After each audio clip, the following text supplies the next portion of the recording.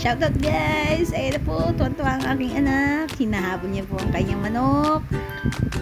Yan na po guys. Pero ayaw sa kanya ng mga manok. Ayan, nilalayuan po siya. Yan na po, yan na po. Tumatawa po. Ganito pala ang buhay namin sa probinsya. Ayan po ang aking anak. Napagod po sa kakahabol sa manok. Gusto upo kahit walang upuan. Ayan po, daladala pa ang kanyang tablet. Daling pala po sila sa simbahan. Pasensya nyo na pa ang boses namin. Medyo hindi po sanay sa vlogger.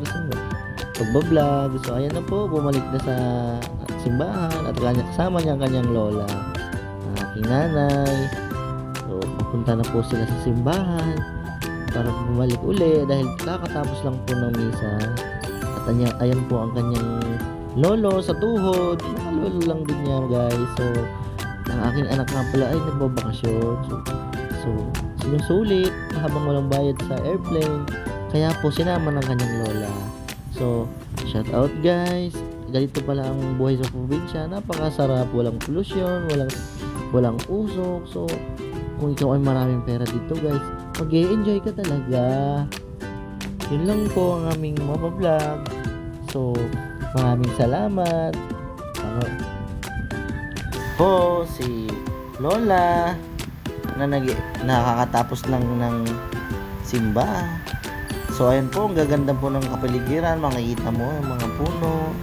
Napaka-berdeng kulay ng mga halaman. So malayong malayo sa pollution talaga guys. So minsan kailangan din nating magsaya.